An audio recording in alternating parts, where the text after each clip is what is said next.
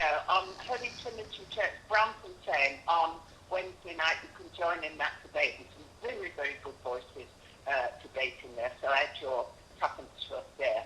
Well, we're going from Jesuits and the Catholic website, Church on the Wall, to we're coming now to pagans and the Universal Pagan Church. And to tell us more about this in the Temple of Gaia is the Reverend Willow Heldenhays. Now, first, welcome. But how to be a reverend and a pagan? It doesn't sound. It sounds like a contradiction in terms. Completely. I think there's been sort of a movement, unfortunately, in society that if you are involved in a religion, you've got to be a reverend of some sort.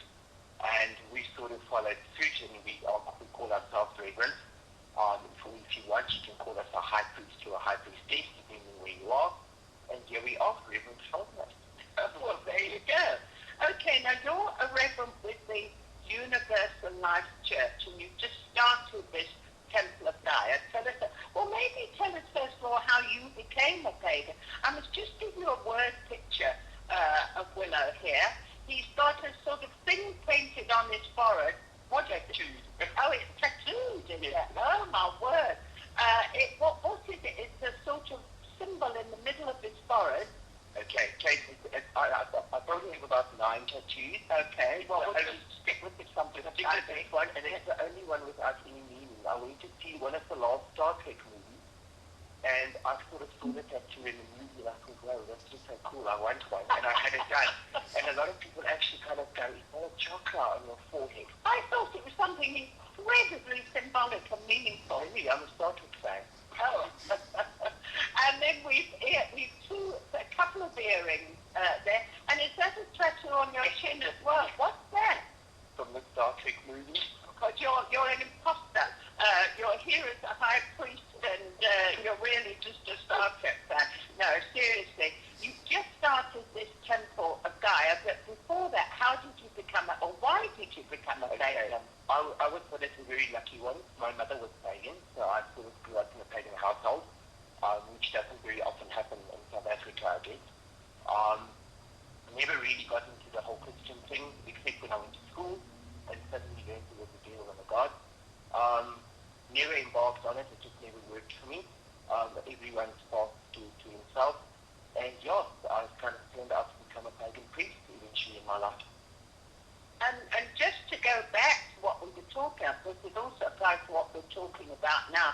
Arthur C. Clarke, the great science fiction author, apparently said, the greatest tragedy in mankind's entire history may be the hijacking of morality by religion.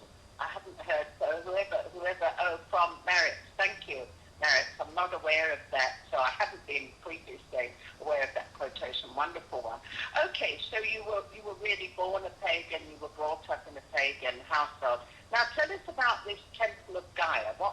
First of all, who is Gaia? Gaia is the Earth consciousness, Mother Earth. Being pagan, it's very much an Earth-based religion. We kind of look at Earth as a living being, a living entity, and therefore, and hence we respect her. That's named Gaia, as I say, it's the Earth consciousness, Mother Earth.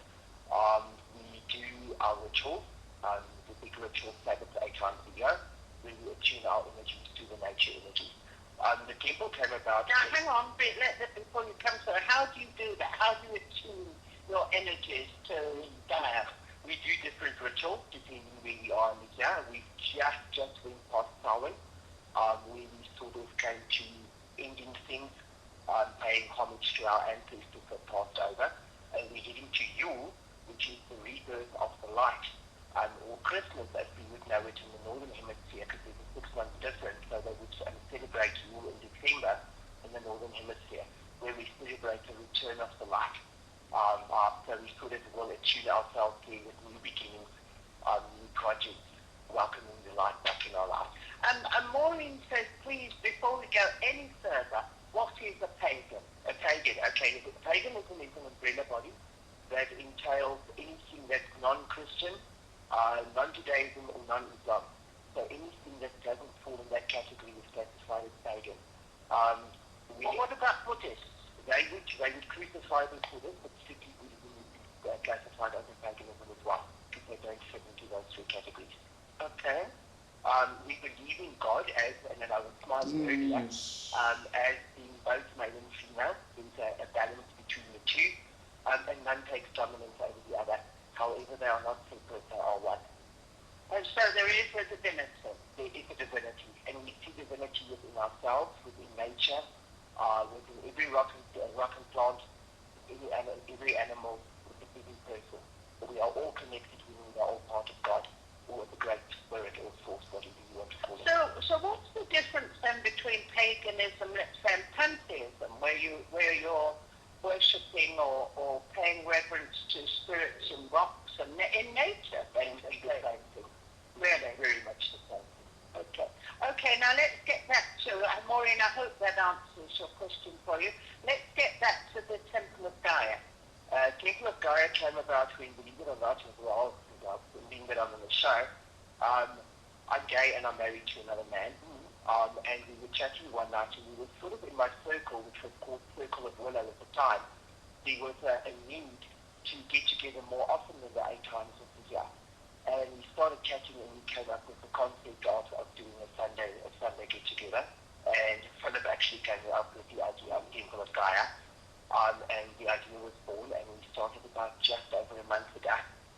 I mean, where do you have this Temple of Gaia? It's currently based in Benoni. We get together every Sunday morning at 10 o'clock.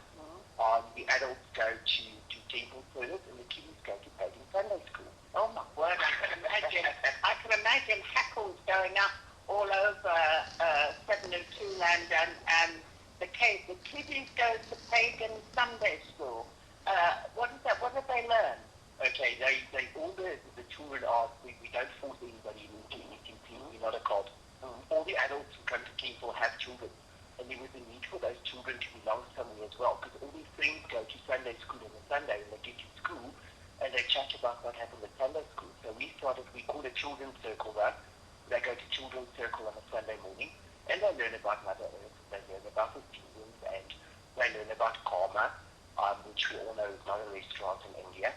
But you don't proselytize, you don't tell them that Christianity is a load of rubbish. Not at all. We teach, on the contrary, we teach our children not to judge at all. And they have free will. We're very much for free will. So if they want to investigate other paths, they're completely welcome. My high priest and high priestess, for example, Cliff and Tanya, has a daughter who's Christian, and the rest of the family are pagan. So it's sort of a bit of a reversal role, and it's actually quite funny to see sometimes. Okay, so you've got your Temple of Gaia. Now, do Wiccans come into this at all? Are you the same thing, or what? Okay, Wiccans would be pagan as well, although the religion of Wicca started in 1951 with Gerald Gardner, so it's relatively a very young religion. I thought it was when the Druids danced at Stonehenge or whatever.